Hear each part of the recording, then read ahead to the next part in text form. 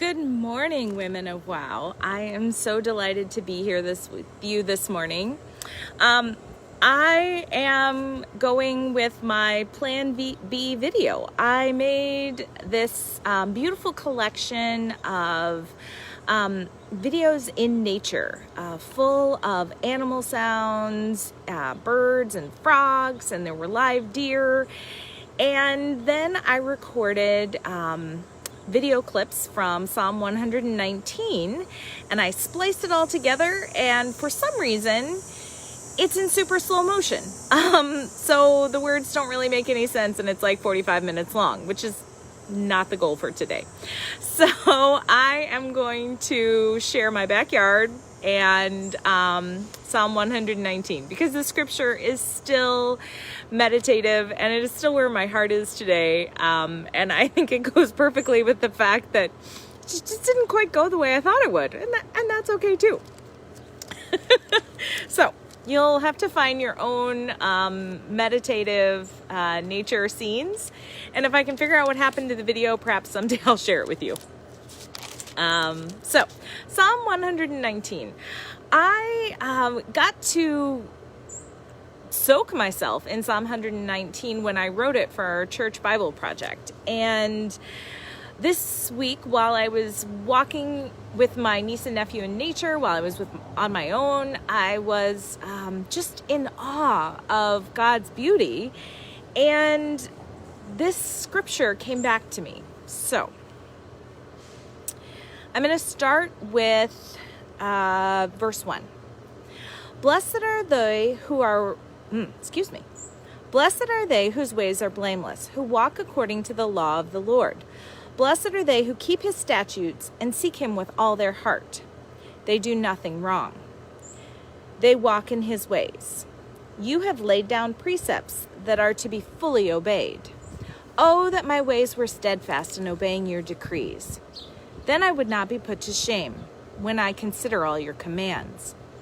I will praise you with an upright heart as I learn your righteous ways. I will obey your decrees. Do not utterly forsake me.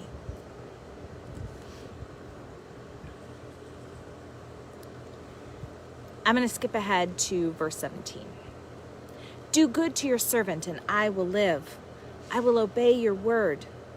Open my eyes that I may see wonderful things in your law. I am a stranger on earth. Do not hide your commands from me. My soul is consumed with longing for your laws at all times. You rebuke the arrogant who are cursed and who stray from your commands. Remove from me scorn and contempt, for I keep your statutes.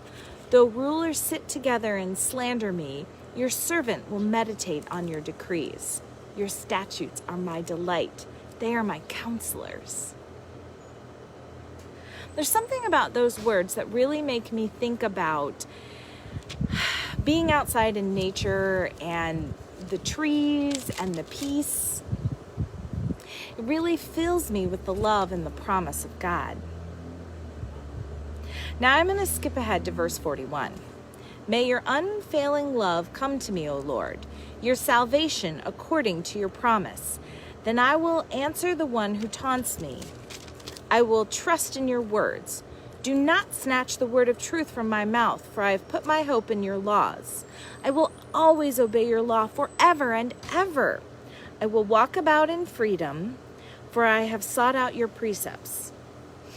I will speak of your statutes before kings and will not be put to shame, for I delight in your commands because I love them.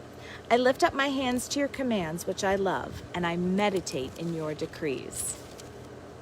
For me, being outside is really the place that God is walking and speaking to me. I feel his peace and his promise in the wind and in the trees and in the sky. It's absolutely the place that I feel the most connected. I say that, and then I think about the time that I spend with children, and that is another place that I feel fully connected to God. Verse 49. Remember your word to your servant that you have given me hope. My comfort in my suffering is this: your promise preserves my life. The arrogant mock me without restraint, but I do not turn from your law. I remember your ancient laws, O Lord, and I find comfort in them.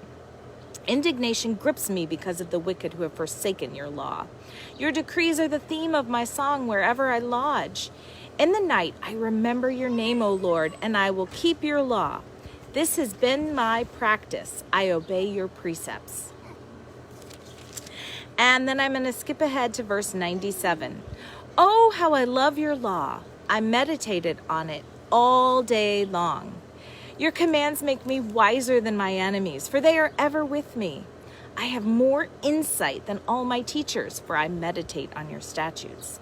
I have more understanding than all the elders, for I obey your precepts. I have kept my feet from every evil path, so that I might obey your word. I have not departed from your laws, for you yourself have taught me.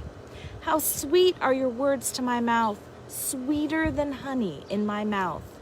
I gain understanding from your precepts, therefore I hate every wrong path.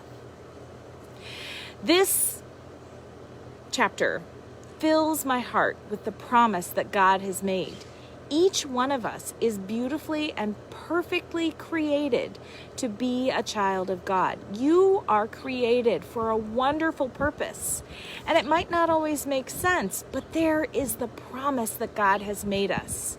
So, have you claimed God's promise today? You are important, and God has made a promise to you. Spend some time, dive into Psalm 119, and fill your heart with the promise, the joy, the longing, the celebration that despite the evil, the wicked, the wrong choices, you are God's child. I wish that I could offer you some beautiful meditative scenes, but you'll just have to find them yourself. Look out your window, go out your door, fill your heart and claim God's promise that you are a beloved child. Blessings to you all.